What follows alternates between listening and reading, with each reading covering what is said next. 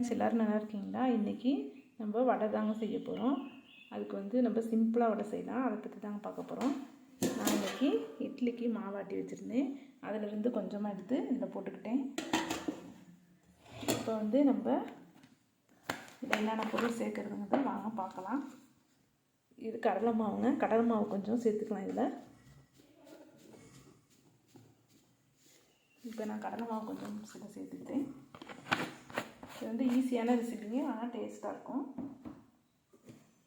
அரிசி மாவை எடுத்து வச்சதுக்கப்புறமா கடலை மாவு, அரிசி மாவு உளுந்த மாவும் இட்லிக்கு ஆட்டி வச்சுருக்கோம். அதில் எக்ஸ்ட்ரா கொஞ்சம் எடுத்துக்கலாம். அதுக்கப்புறமா கடலை மாவு போட்டாச்சு. அப்புறம் 1/2 டீஸ்பூன் உப்பு, பச்சரிசி கொஞ்சம் இதுக்குள்ளே சேர்த்துக்கலாங்க. பச்சரிசி அதை போட்டு ஆட்டியிருக்கேன். இதில் கொஞ்சம் பச்சரிசி சேர்த்துக்கலாம். இட்லி மாவோட கொஞ்சம் போட்டிருக்கேன். இதுலேயும் கொஞ்சம் சேர்த்துக்கலாம்.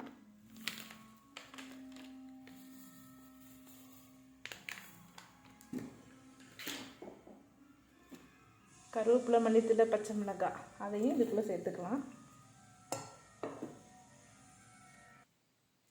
சோம்பு கொஞ்சம் சேர்த்துக்கலாங்க. இதில் நம்ம தண்ணி ஊற்றவே தேவையில்லை.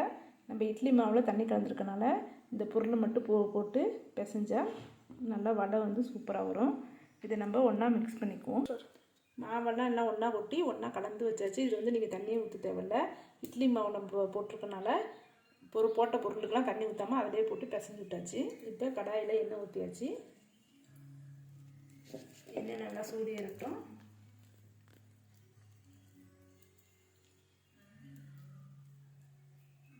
எண்ணெய் சூடு ஏறிடுச்சு. இப்போ கொஞ்சம் நல்லா அரிசி சேர்த்துக்கலாம். நம்ம ஊற்றி வச்சுக்கிறத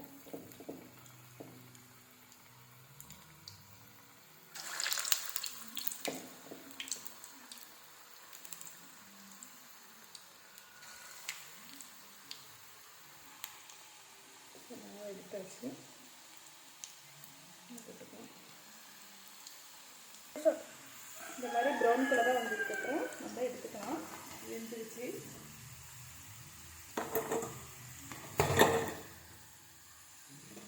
ஏன் எடுத்து போட்டோன்னு இருக்குது.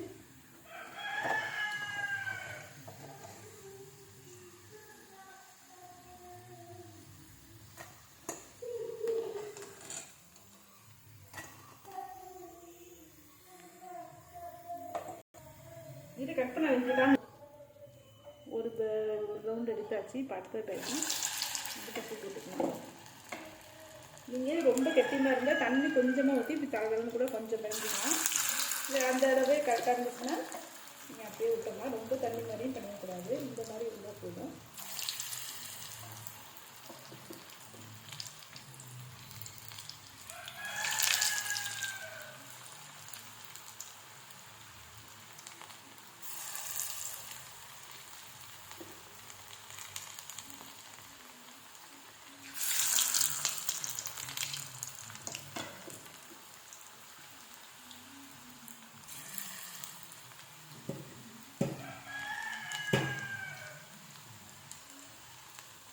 இங்கே பாருங்கள், வடை ரெடி ஆயிடுச்சு.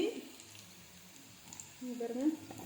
இந்த வீடியோ உங்களுக்கு பிடிச்சிருந்தா லைக் பண்ணுங்கள், ஷேர் பண்ணுங்கள், சப்ஸ்கிரைப் பண்ணுங்கள். பாய்.